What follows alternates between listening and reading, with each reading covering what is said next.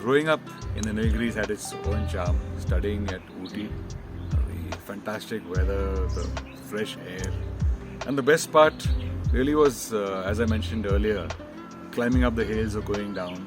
We've done this point from Ooty to Masinagudi so often. Very often my very close buddy Rameshwar. And I would like to tell you about an uncanny experience, or I can't call it eerie, but an amazing experience. Very often we went up or down during the twilight time, when the sun was either setting or it had not risen as yet. Completely foggy, as you can see.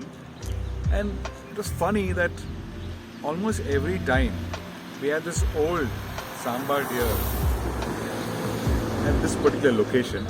He would just stand here, and it happened once, twice, and it happened at least 3-4 times. And every time we climbed or descended, we would say, would that SAMBAR deer be there? And that deer would be standing with all that mist around it and that fog.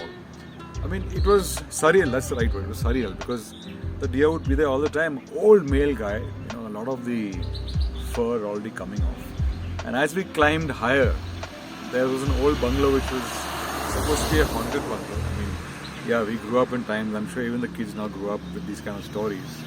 But we didn't have mobiles, and we didn't have other gadgets. So there were a lot of stories, and we had this old bungalow on the way in estate, and we would pass that estate while going down. And typically after a while we would come to this particular hairpin bend. This is around the 25, this is the Masinagudi Kalhatti Ooty road. It's one of the steepest roads in this part of the world. 36 hairpin bends, and this is around the 25th on top and 26th below. Fabulous.